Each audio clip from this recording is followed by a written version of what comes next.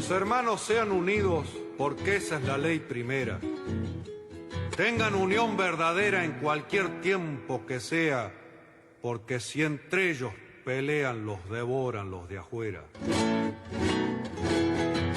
90 buques mercantes, 20 de guerra, 20 de guerra.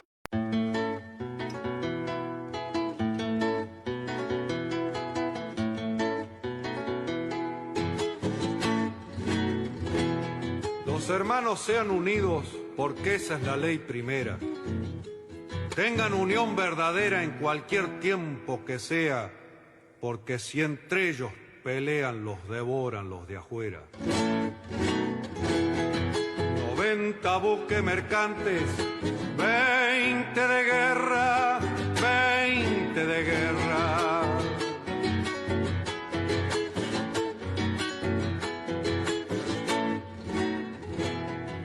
Vienen pechando arriba las aguas nuestras, las aguas nuestras.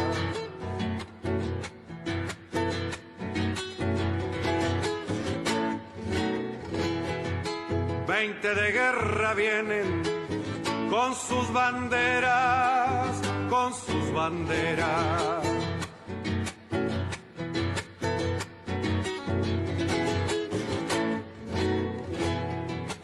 Pucha con los ingleses, quien los pudiera, quien los pudiera, que lo tiro a los gringos, Unigran 7, navegar tantos mares, venirse al cohete, que digo venirse al cohete. Buenas tardes, queridos oyentes. Con los acordes y el canto del triunfo, La Vuelta de Obligado, de Miguel Brasco y Alberto Merlo, interpretado por este último, hoy, 27 de febrero, damos comienzo al programa 211 de Obligados a Volver. Programa que se transmite todos los jueves a las 17 horas por radiocaput.com y los sábados a las 18 horas por nuestra página en Facebook, Obligados a Volver, programa radial.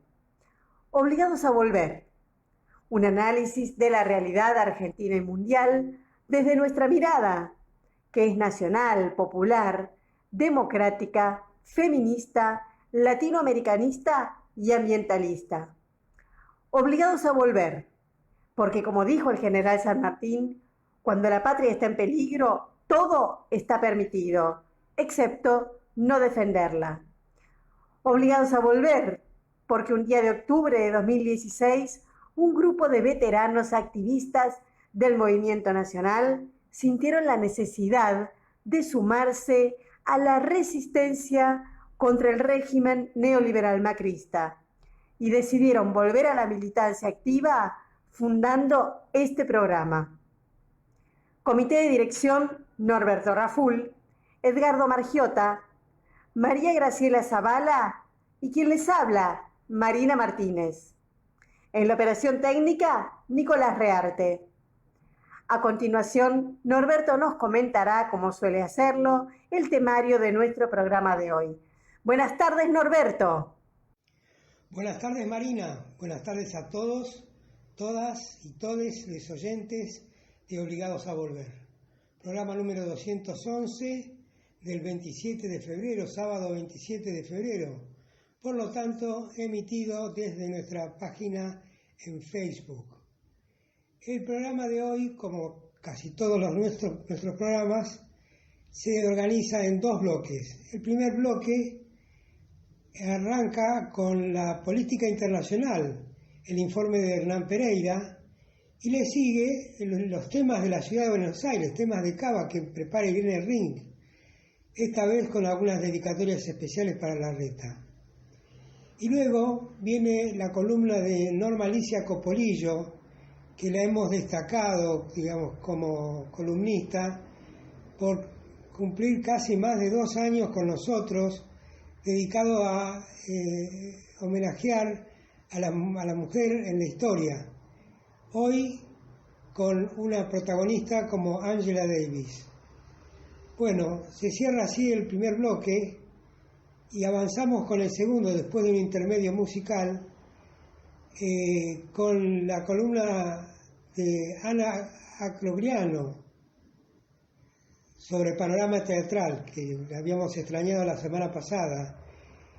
Y luego viene ya la columna de Rubén Cusati de Vamos al Cine, con los mejores realizadores en la secuela que viene él realizando durante todo este tiempo.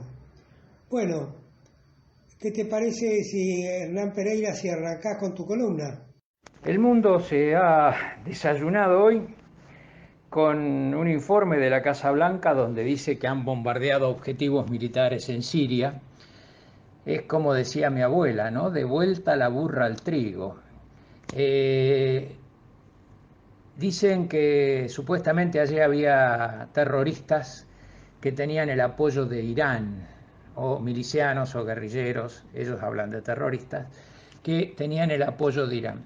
Es curiosa esta actitud de Estados Unidos porque es la primera orden que da Biden a las tropas de su país. Y la primera orden es: vayan y bombardeen Siria. Un lugar reducido de Siria, pero bombardeo a Siria. Y además es curioso porque acusan a supuestos terroristas iraníes, pero él la semana pasada había planteado a sus aliados europeos la necesidad de reabrir la negociación del plan atómico iraní, sentarse con los iraníes a la mesa a negociar el acuerdo que Trump había dejado de lado. Y Trump le metió sanciones económicas y políticas a lo loco a Irán, que le han generado graves problemas y pérdidas del tipo de las de Venezuela. Y lo que hace Biden es continuar con esa política, cero cambio en materia de, porque enuncia una cosa y hace exactamente otra. Irán lo que le ha planteado es, bueno, primero levante las sanciones, después negociamos, no hay problema, queremos negociar, pero saquen las sanciones al costado. Y no solo que no saca las sanciones, sino que además bombardea a supuestos aliados de Irán. Este es el informe de política internacional para Obligados a Volver. Yo soy Hernán Pereira, un añejo colaborador de Obligados a Volver. Y hablando de Estados Unidos, hoy se conoció un informe del Pentágono sobre la existencia de muchísimos militares y miembros de la Guardia Nacional, que viene a ser como la gendarmería de Estados Unidos, más o menos, para establecer un paralelo. No es exactamente, pero se parece.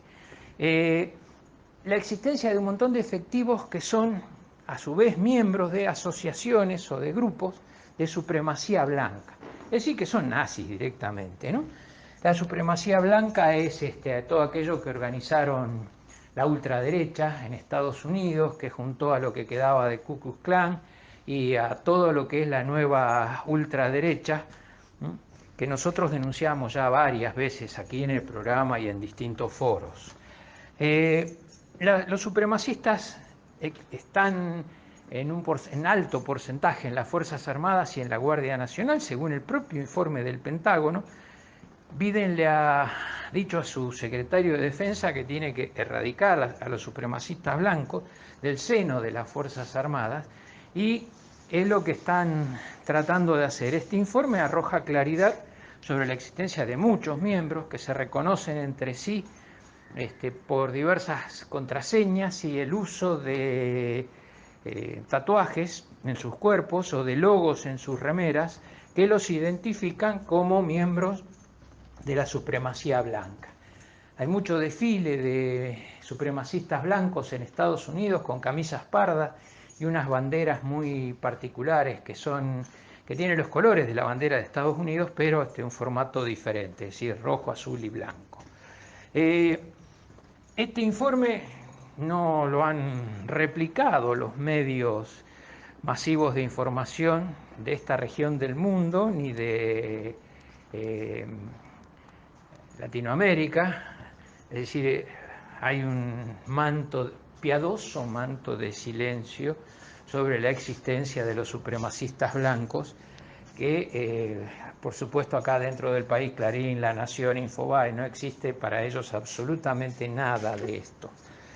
En fin, la cadena de silencio, la cadena de mentiras, de fake news, está muy activa.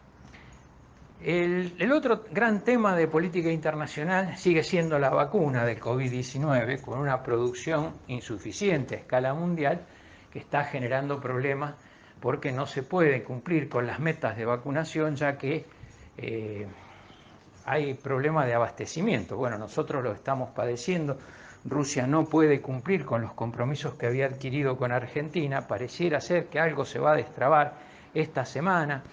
Rusia, en gestos políticos diversos, ha enviado vacunas a Nicaragua, ha enviado vacunas a México, ha enviado vacunas a Paraguay, ha enviado vacunas a Bolivia y a Venezuela, pero en pequeñas cantidades, porque es lo que hoy puede hacer. Han fallado los planes de producción que tenían con laboratorios de la India, y una buena noticia es que ahora parece ser que van a habilitar a un laboratorio argentino para que las produzca aquí.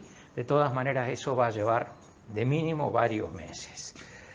En el mundo siguen faltando las vacunas. En América Latina hay países que todavía no iniciaron proceso de vacunación, entre ellos Haití, Cuba. Cuba, pese a que en pocos meses va a tener su propia vacuna, ya está en la fase 3 y parece ser que con muy buenos resultados, y con gran reconocimiento en el mundo a los científicos y a los investigadores cubanos.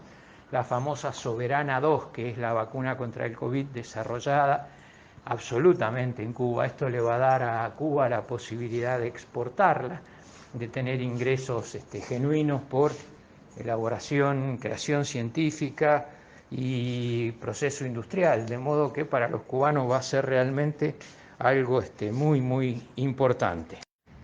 En la parte sur de nuestra América Latina está pendiente el balotaje en Ecuador. El balotaje en Ecuador tiene fecha para el 11 de abril. Como todos sabemos, César Arauz, que es el candidato de Unión para la Esperanza, el partido del expresidente Rafael Correa, ha ganado la primera vuelta con el 33% de los votos. Segundo, se ubicó, en realidad hay una disputa por el segundo lugar entre Yacu Pérez del movimiento indígena y Guillermo Lasso, que es un ex banquero del sector más conservador. Ambos sacaron un poco más del 19% y mientras Yacu Pérez es un hombre con posiciones supuestamente de izquierda y Lasso es absolutamente ultraliberal y neoconservador, sin embargo han venido de entendimiento en entendimiento. Incluso se habían puesto de acuerdo para recontar votos porque estaban tan parejos, y con los delegados de la OEA, del amigo Almagro, se habían puesto de acuerdo para recontar votos en varias provincias. Sin embargo, de la noche a la mañana, Yacu Pérez se quedó haciendo señas porque el Consejo Nacional Electoral, solo con la presencia de Lasso, resolvió no realizar ese reconteo de votos y adjudicarle el segundo lugar al banquero, sin más trámite. Y entonces ha quedado la relación entre ellos bastante maltrecha. Yacu Pérez había apoyado a Lasso en el anterior balotaje en contra de Lenín Moreno, que era el candidato del presidente Rafael Correa. Lenín Moreno después defeccionó, traicionó, persiguió a Correa, lo envió al exilio y se convirtió en una avanzada del neoliberalismo en la región. El movimiento indigenista terminó apoyando al candidato conservador. Pareciera ser que esta se puede volver a repetir. Sí, son los errores de la ultraizquierda, ¿no? En América Latina los hemos padecido, lo hemos vivido acá en Argentina y lo seguimos viviendo casi cotidianamente. Para ellos por ahí es más enemigo el movimiento nacional y popular que el ultraliberalismo. A esto habrá que estar atento. El cuarto en discordia son los socialdemócratas. Los socialdemócratas sacaron el 16% de los votos y ya han prometido su apoyo a Lasso. Así que Lazo tendría un 35% más o menos asegurado, pero está el movimiento indigenista Pallacutic está muy convulsionado internamente y es muy probable que en esta oportunidad, por lo menos muchos de sus integrantes, apoyen a Arauz, que es lo que deseamos fervientemente. Para terminar, crece la buena relación de Argentina con China. Han llegado las vacunas desde China, 1 millón de ellas, 1 millón de dosis, ¿no? Y es muy probable que en los próximos días haya novedades de acercamientos económicos importantes y de proyectos de inversión por montos de hasta 30.000 millones de dólares. Se está hablando de negociaciones que se están llevando adelante entre los dos países. Habrá que esperar y ver, pero esto sin lugar a dudas va a ir generando alineamientos y posiciones en torno a la relación con las grandes potencias, con Estados Unidos sobre todo.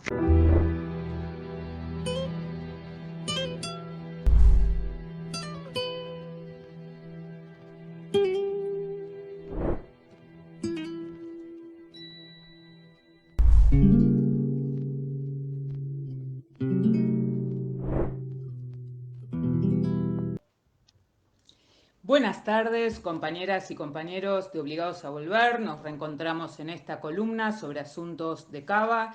Soy Irene Ring y hoy quería compartir con ustedes el tema de la aberrante forma de administración de la vacunación en la ciudad y el maltrato y bomba de tiempo que podemos deducir como una triste posibilidad con la vuelta a la presencialidad escolar y la situación del sistema de salud.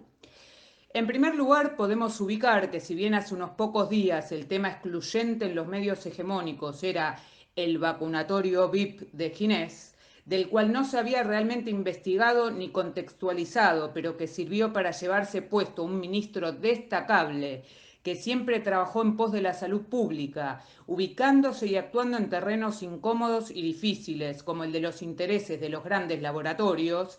Tenemos como ejemplo cuando trató la ley de medicamentos genéricos, cuando denunció las condicionalidades que quería imponer Pfizer para poder adquirir sus vacunas, entre otras cuestiones.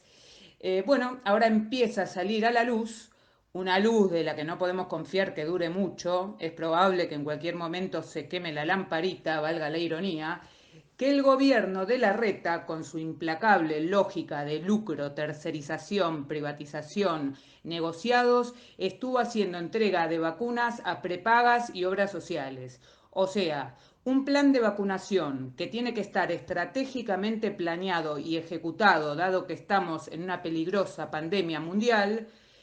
Horacio Rodríguez Larreta se lo da el sector privado, rompiendo con la lógica de las prioridades que hacen al bienestar común, a la salud pública, colectiva y democratizada, y permite que funcione de acuerdo a quién tiene para pagar y quién no, bregando así por la desigualdad que tanto ama Larreta y los que representa. Clases privilegiadas, pero también personas que no llegan a poder ejercer una ciudadanía por ignorancia, por desinformación, por odio inoculado por los medios, etc. Otra irregularidad también fue la inscripción en River para profesionales de la salud autónomos. En este caso, profesionales que no están expuestos como el personal de la salud, ya que una parte de ellos trabajan de forma virtual desde sus consultorios, mientras que el personal sanitario del sistema público están más expuestos, ya que pone el cuerpo de la primera línea atendiendo una mayor cantidad de pacientes de todo tipo de procedencias socioeconómicas. Ni hablar del sobreprecio de barbijos y otros descalabros que fueron abordados en columnas anteriores. ¿En qué deriva todo esto? Justamente en la bomba de tiempo que implica una presencialidad escolar no cuidada en Cava, con docentes sin vacunar, con un porcentaje bajo de población de riesgo vacunada. Ahora recuerdo otro escándalo, la inscripción para la vacunación de nuestros queridos viejos con solo 48 horas de anticipación, lo que hizo que colapse el sistema y se genere más nerviosismo, incertidumbre y maltrato. Podemos agregar, ¿no?, en relación a todo lo que venimos diciendo, que a diferencia de provincia, con la gestión de Axel Kicillof y los funcionarios de salud que ya vacunaron a personal sanitario, a gran parte de la población de riesgo y comenzaron con los docentes, en la bendita Cava, médicos, enfermeros de distintos hospitales públicos, pueden chequear la información, continúan en su mayoría sin vacunar.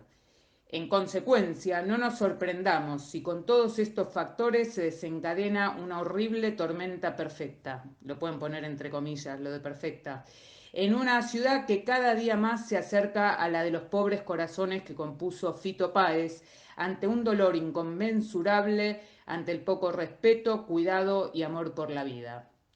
Bueno, me despido de ustedes, hasta la próxima columna, y me olvidaba.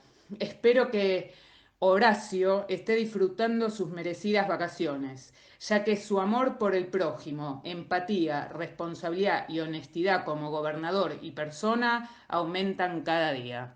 ¿No les parece?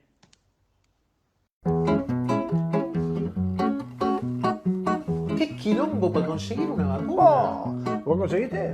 Te cuento. Contame. Hola. Le escribo para ver si consigo turno para que me den fecha, para que me den hora, para que me den número, para que me anoten, para que me alisten, para que me avisen de la vacuna. ¡Se colgó! Señor Rodríguez Larrenta, con las vacunas que pasa, que en esta ciudad tan rica la oferta es tan escasa. En la web del vacunatorio entrar es una odisea. Se abre a las 3 de la mañana y 3 y 5 se cuelga. Prueba nuevo, ¿eh? Probá.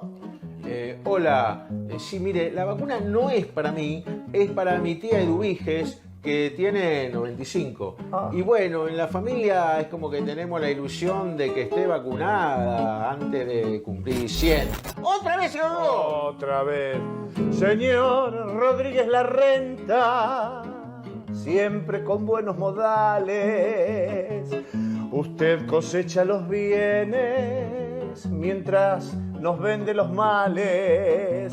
El bien común no es lo suyo es la minoría. Solo en tiempos de elecciones le importa la mayoría. Prueba otra vez. Pruebe. Señorita Turnera, mire, la vuelvo a molestar a usted porque yo llamé a ese número que ustedes dieron, vio el 147, pero como que está como muerto. Bueno, es lógico, porque el 47 es el muerto. Pero probé con el 148, que el 48 es el muerto que parla, tampoco me dijo nada. Otra vez se colgó. Señor Rodríguez Larrenta, con su actitud preocupada, muestra su amor por la escuela, por las escuelas privadas, su devoción al poder. En usted es un sacerdocio, ¿lo moviliza el altruismo o solo son los negocios? Prueba, ¿eh? Prueba otra. ¿Otra vez? Sí, vamos por otra. ¿Prueba? Prueba, dale. Señorita, mire, discúlpeme, sabe que mi tía Eduviges, además de tener 95 años, es médica, terapista y en actividad, vendría a ser personal esencial. Sí, no se jubiló porque, mire, sé que el sueldo de médico es mínimo y malo, pero el de la jubilación mínima ni le cuento. Otra vez se colgó. ¿Se colgó? Se recolgó. Señor Rodríguez Larrenta, su propuesta es muy concreta. Gasta poquito en salud y demasiado en macetas. Pagamos muchos impuestos, tenemos malos servicios, pero lo siguen votando. No comprendo el beneficio. Me llegó el turno para la tía Eduviges. Bien, 15 de marzo al toque. de 2034. 2034. Me parece que lo voy a cancelar, porque para esa hora el virus ya va a estar muerto. Seguro.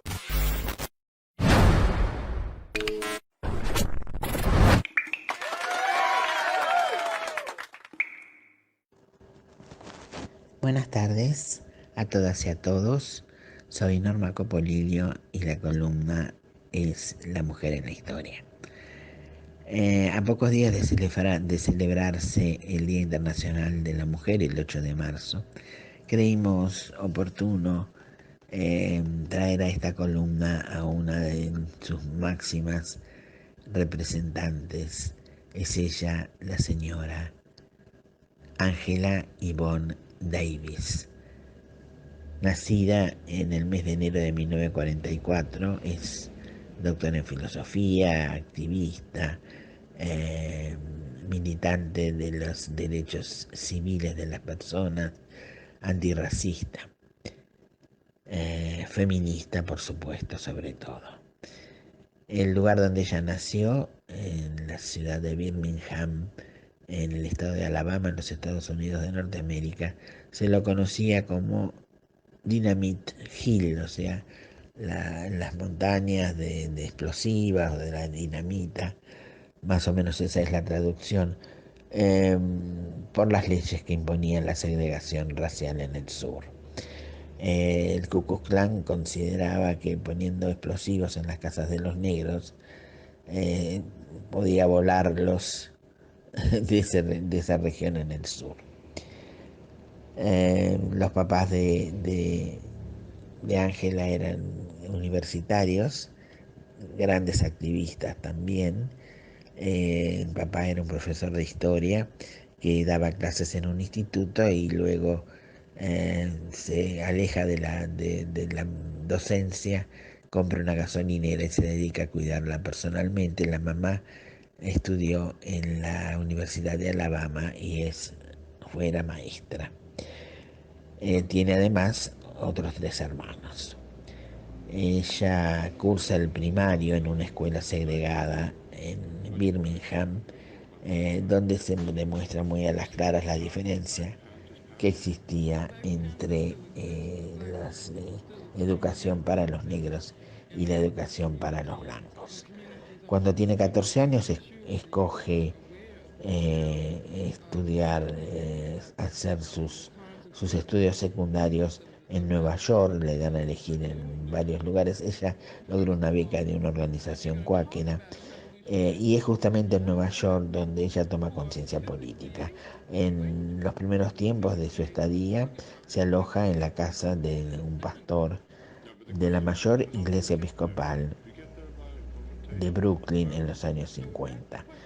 El pastor, de nombre Mellish, era un acérrimo opositor al mercantismo y miembro de la Organización de Amistad Americano-Soviética. Por supuesto, se encontraba en la lista negra él y todos los que lo seguían. Allí es donde ella toma contacto con el socialismo, con las lecturas de autores que hablan de esto y el manifiesto comunista. Milita por primera vez en una organización juvenil marxista-leninista que se llamaba Advance. En 1962, por medio también de una beca, logra estudiar francés, primero en una universidad de Michigan. En estos estudios del francés ella descubre el existencialismo y a quienes lo llevaban a cabo, como era Jean-Paul Sartre y Albert Camus. Se hace admiradora de ella, sobre todo de Sartre, donde ella luego hace un curso intensivo sobre su obra y su pensamiento.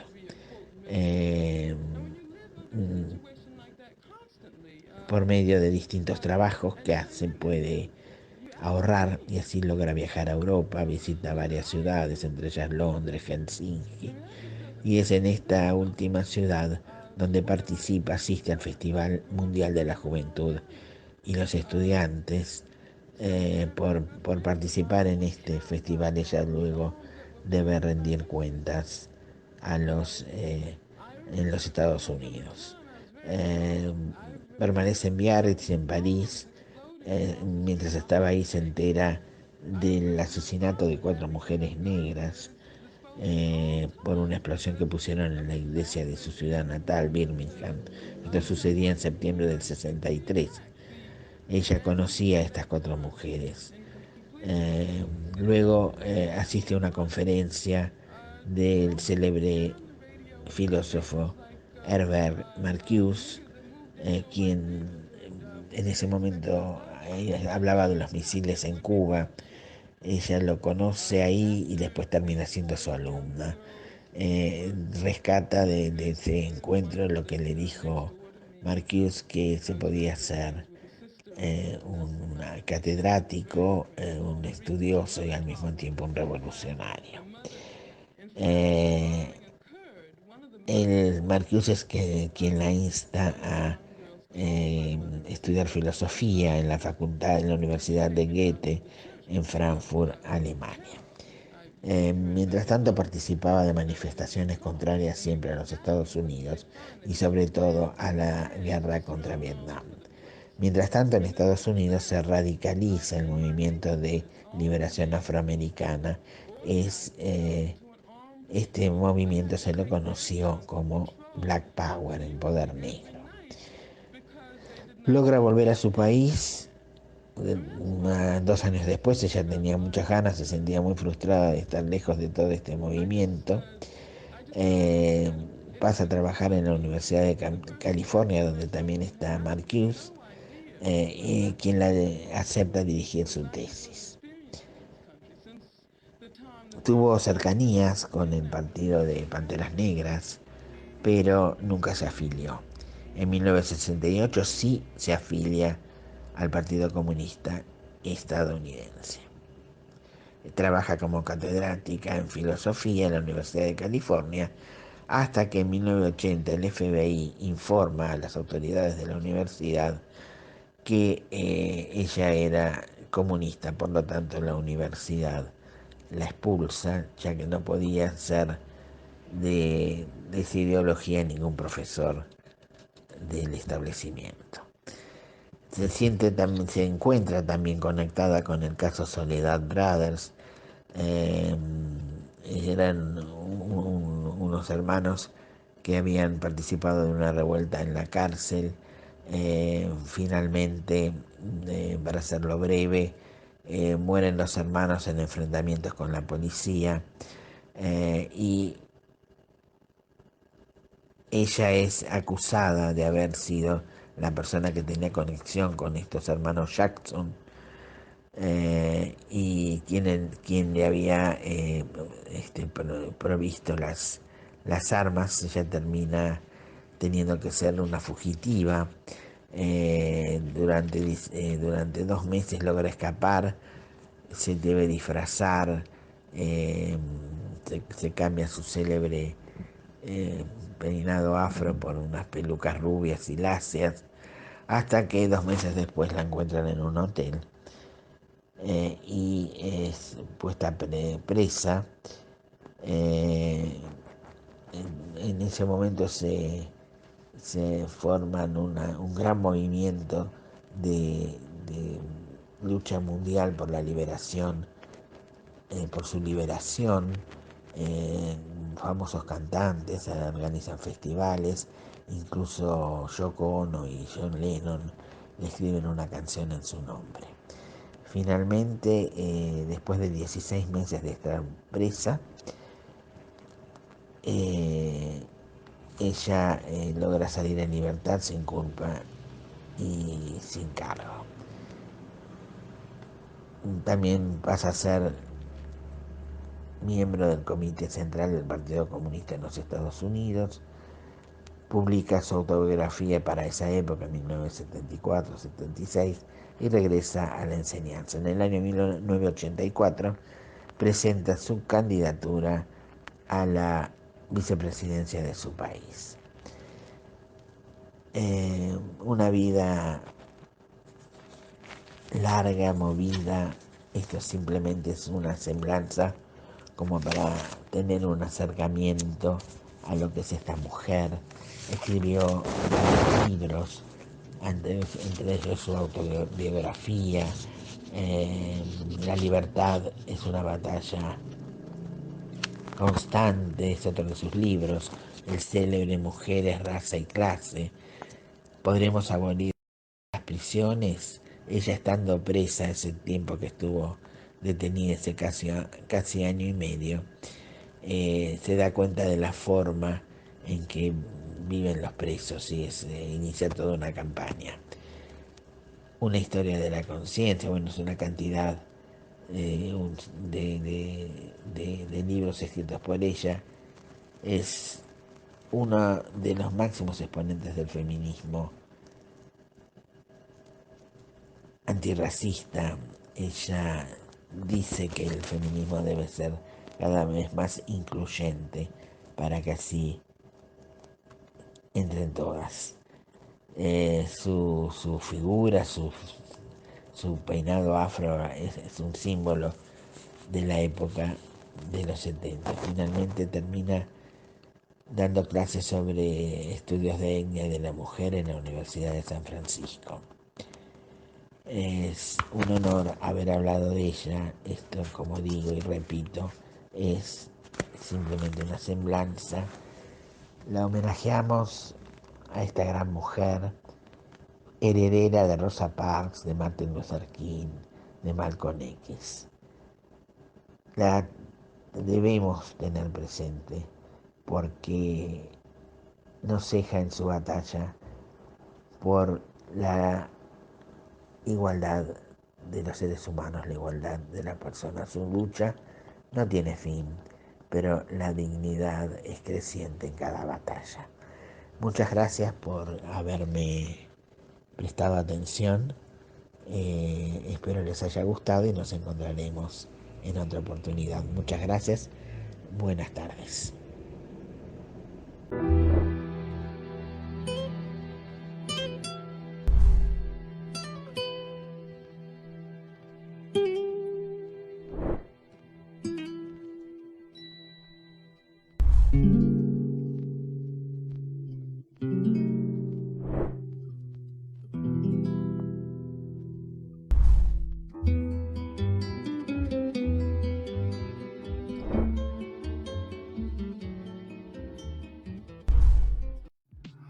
Che, Rudy, ¿qué te dejó el 2020 así de positivo? El positivo era ese, ¿no? Pero además, yo aprendí a cocinar en el 2020. Ah, mira, yo también. ¿En serio? Aprendí cosas, aprendí muchas cosas de la cocina. Yo no sabía nada, pero cocino y como. Claro, claro. No es como, Es como que el hambre te movilizó. El hambre, sí, el hambre Sí, lleva sí. esas cosas. A mí puede ser también. Sí, ¿por qué no le sumamos algo al canal, algo que tenga que ver con la cocina? Porque hay muchas cosas, ¿viste? El Masterchef, el Teacher Chef, los chefs. Philosophy Dr. Chef. La competencia de los chefs, el chef asesino, la locura del chef que envenena a la gente. Che Guevara. El chef Guevara, el chef revolucionario, están Claro. todos. ¿Por qué no hacemos algo de RS en la cocina? Y le contamos a la gente las recetas que hacemos. ¿Sabes que más que RS en la cocina me gusta la cocina de RS? Me gusta. Pues hacemos, Me gusta. hacemos. Vamos con eso. Vamos.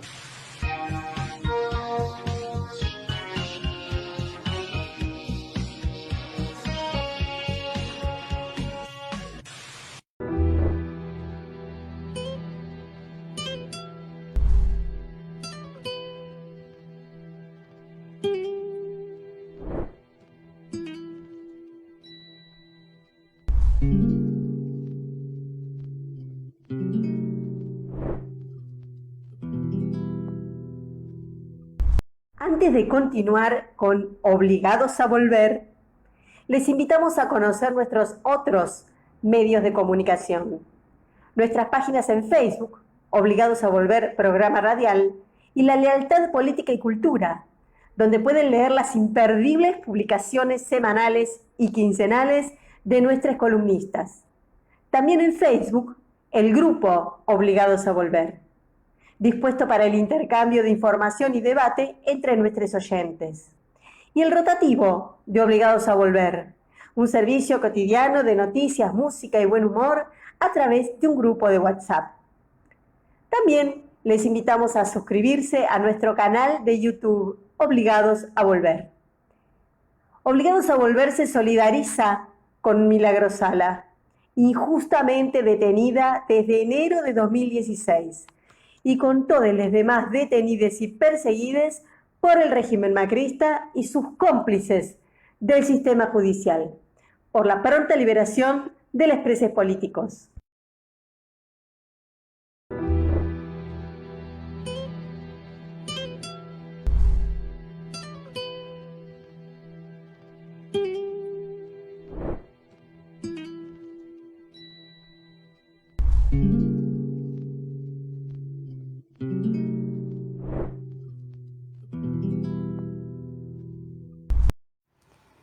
Buenas tardes, queridos oyentes de Obligados a Volver.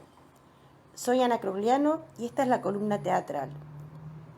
En la noche de ayer tuve la oportunidad de disfrutar presencialmente de la obra Yo, Encarnación Escurra en el Teatro Picadero.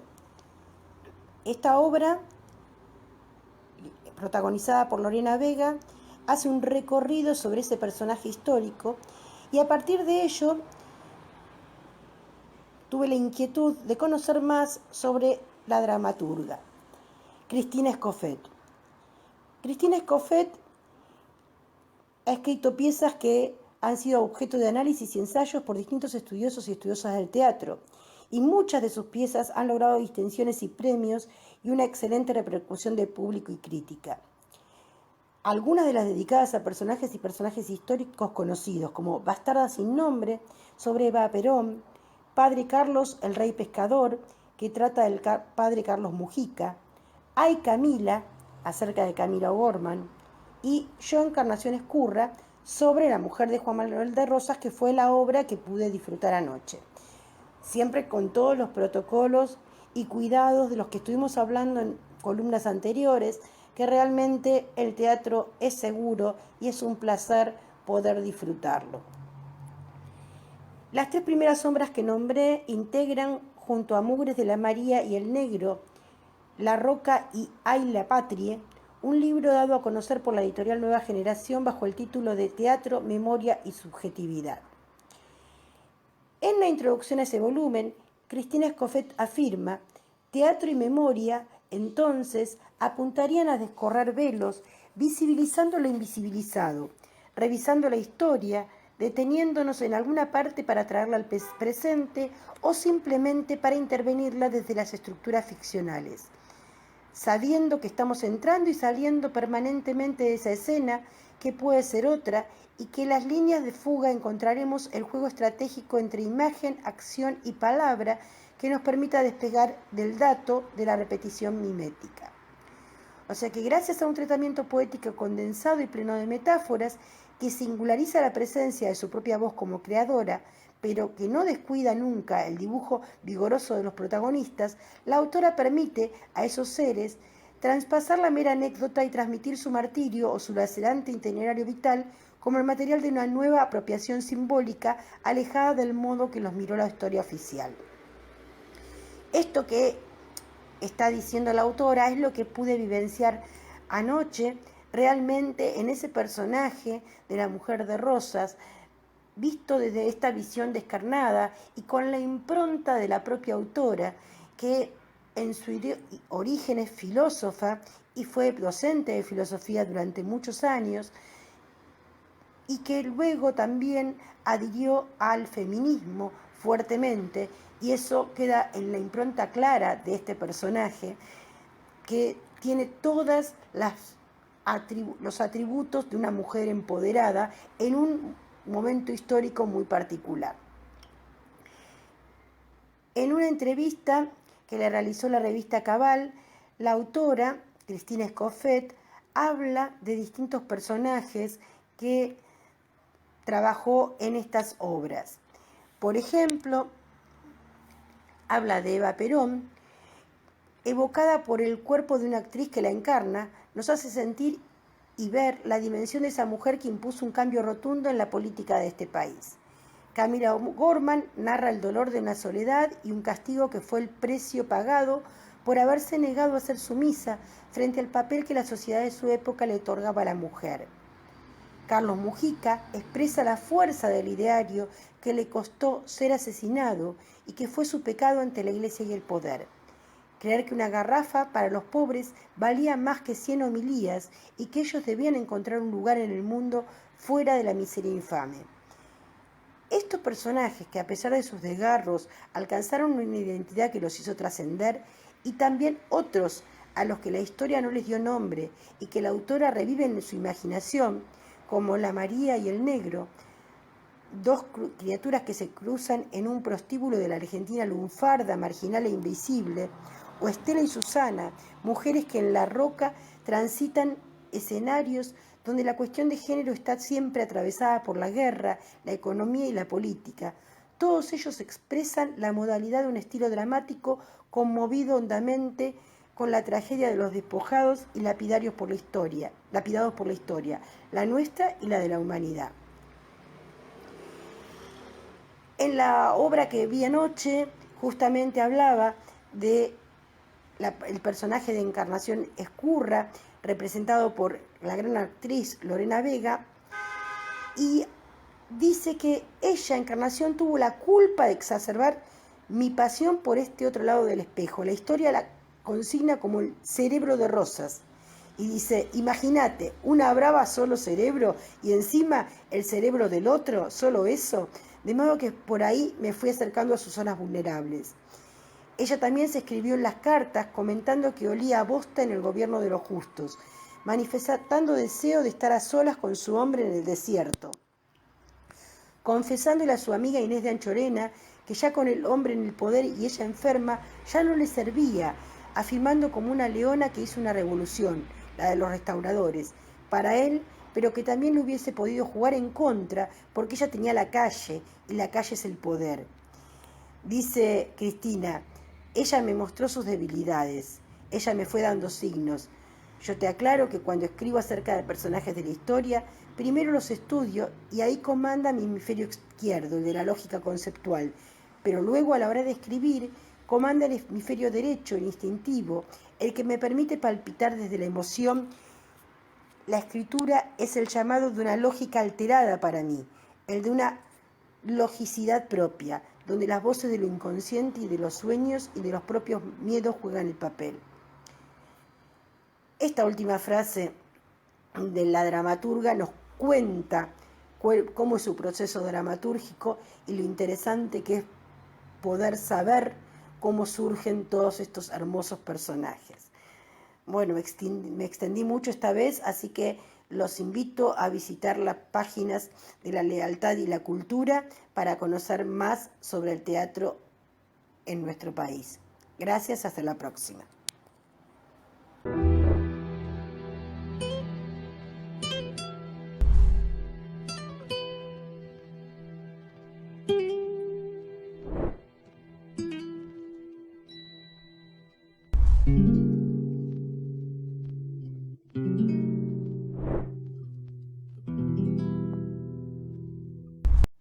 Buenas tardes, soy Rubén Cusati y hoy analizaremos a Ken Loach, heredero del cine realista y social británico, del neorrealismo y del cine independiente, caracterizado por un estilo directo, por su inconformismo social, su crítica a la burguesía y a la sociedad, y sus historias centradas en seres anónimos, sin perder jamás el sentido del humor.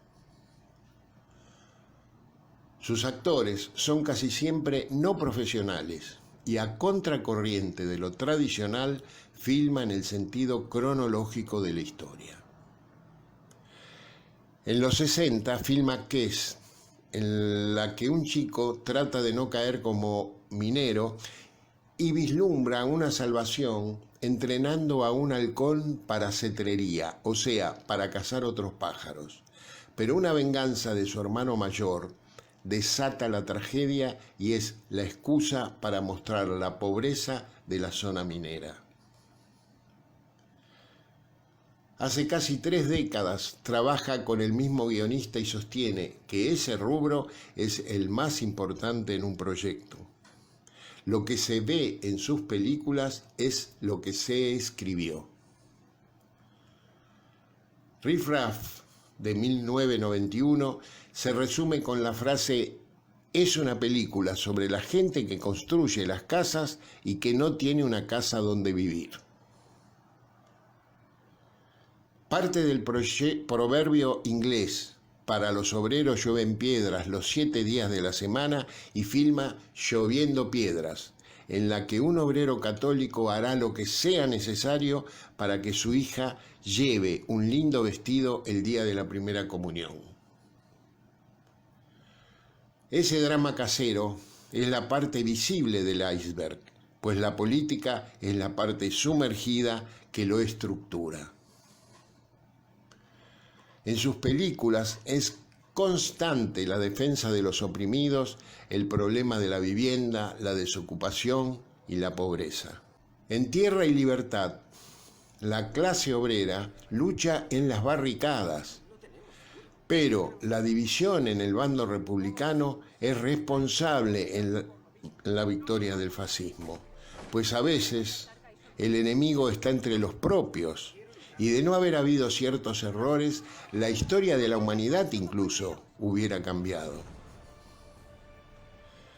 Queda claro también que la dirigencia política occidental prefería al fascismo y a Franco antes que al socialismo, mientras las clases obreras siempre estuvieron al lado de la República. En El viento que agita la cebada, dos hermanos se alistan en la guerrilla por la independencia de Irlanda en 1920. Tras varias derrotas, los británicos pactan con los rebeldes, pero el acuerdo no satisface a todos, creando enfrentamientos y una nueva lucha fratricida. En Yo, Daniel Blake, un obrero tiene problemas cardíacos y debe recurrir a la asistencia social, pues sus médicos le prohíben trabajar. El trámite por discapacidad se torna kafkiano y solicita un subsidio por desempleo, pero para obtenerlo se le obliga primero a buscar empleo. Cuando lo consigue, debe rechazarlo porque no puede trabajar. Increíble, ¿verdad? No se trata de burocracia simplemente, sino de la estructura del sistema económico que posee la perversa estrategia del pan y circo. Algunas frases de Blake son: usted deme un terreno y yo le hago la casa. O yo arreglo cualquier cosa menos una computadora. O cuando grita, me quitan la dignidad por la humillación aumentada por la brecha digital, pues nada se hace con un lápiz y un papel. Luego de la pérdida de derechos durante el thatcherismo, Lodge sostiene que hoy la situación es mucho peor. En Lo siento, te extrañamos, del 2019, arremete contra los emprendedores y el sueño de ser tu propio jefe. El protagonista compra la propaganda y cree que tendrá libertad con su propio negocio. La pareja se levanta muy temprano y se acuesta muy tarde, trabajando mientras los chicos se crían en soledad. Él trata de cumplir las normas imposibles que le impone el comercio electrónico. Además, la idea de vivir conectados a través de drones y órdenes online es alienante, pues la gente necesita socializarse, necesita palabras y la comunicación cara a cara. Este sistema no puede perdurar, pues se destruyen los pequeños comercios en los pueblos, comprando todo por tiendas electrónicas. Sus nuevas formas de explotación del nuevo capitalismo. Hasta hace poco se tenía un trabajo seguro de 8 horas, había sindicatos, se estaba protegido de la enfermedad y había vacaciones. Un sueldo permitía vivir de manera digna. Ahora, 2 sueldos de una pareja no alcanzan para sobrevivir. El trabajador tiene todas las obligaciones, todos los riesgos y no goza de casi ninguno de los derechos y beneficios que alguna vez tuvo. El progreso, otra vez, parece venir de la cuna. Y al final llega la quiebra, porque ser socio suena muy bien, pero es mentira. Es un falso autónomo y nadie aguanta el ritmo de trabajo. Así es este nuevo capitalismo. Sin embargo, Lodge no es pesimista. Cree en la fuerza de los pueblos, que siempre resistirán. Siempre habrá alguien que luche. Hacer cine es propio de la clase media y para la clase media. Basta averiguar cuánto cuesta estudiar cine, que son montos inalcanzables para un trabajador. Un director de cine siempre está al margen de la clase trabajadora y para él es más importante organizar sindicatos y luchar en fábricas. Un buen capataz, dice, vale más que 20 directores de cine. Antes de ser ejecutado en 1915, un líder sindical estadounidense, Joe Hill, dijo: no lloren, organícense. Es la misma batalla de siempre. Tal vez de otra forma, pero siempre hay que volver a luchar. Una y otra vez.